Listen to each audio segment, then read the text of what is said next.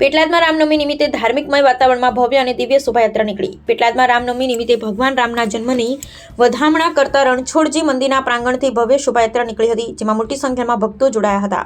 પેટલાદમાં પોલીસના ચુસ્ત બંદોબસ્ત હેઠળ આ શોભાયાત્રા નિત્ય રૂટ પર કરી અને શાંતિપૂર્ણ રીતે પૂર્ણ થઈ હતી. પેટલાદ શહેરમાં રામનવમીના પાવન દિવસે ભગવાન રામના જન્મની વધામણા ભારે ધાર્મિક આસ્થા સાથે રામજી કી સવારી એટલે કે ભવ્ય શોભાયાત્રા સાંજે 4 વાગે રામજી મંદિર પાલિકા સ્ટેડિયમ પાસેથી નીકળી હતી. સમસ્ત હિન્દુ સમાજ આયોજિત હેમંતભાઈ પંડ્યાની આગેવાની હેઠળ યાત્રા ડીજેના તાલે નીકળી, જેમાં રામ લક્ષ્મણની જોડી, બગી અને ટ્રેક્ટરમાં ભગવાન શ્રી રામનું કટઆઉટ ભારે આકર્ષિત રહ્યું હતું.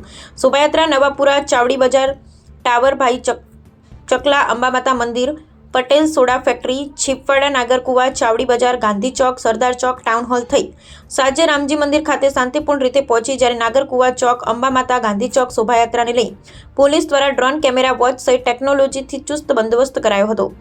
જિલ્લા પોલીસ અધિક્ષક જીજી જસાણીના સીધા માર્ગદર્શન હેઠળ પેટલાદના વિભાગીય પોલીસ વડા પીકે દિયોરાની દેખરેખ હેઠળ ટાઉન પીઆઈ એવી પરમારે ચુસ્ત બંદોબસ્ત ગોઠવ્યો હતો.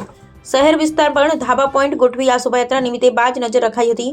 ઠેર ઠેર શહેરના માર્ગો પર ભગવો ગેટ અને ઝંડાઓ લહેરાવી યુવાનોએ ભારે ધાર્મિક જુસ્સા અને ઉત્સાહપૂર્વક શોભાયાત્રાને સફળ બનાવી હતી. શોભાયાત્રામાં ધારાસભ્ય કમલેશભાઈ પટેલ, પૂર્વ ધારાસભ્ય નિરંજન પટેલ, નગરપાલિકા પ્રમુખ જિગ્નેશ જોશી, અગ્રણીઓ, શહેર ભાજપ પ્રમુખ ધર્મેન્દ્ર પટેલ, સંગઠનના હોદ્દેદારો, પાલિકાના કાઉન્સિલરો, ધાર્મિક હોદ્દેદારો સહિત રામ ભક્તો મોટી સંખ્યામાં જોડાયા. બ્યુરો રિપોર્ટ વિપુલ સોલંકી, પેટલાદ.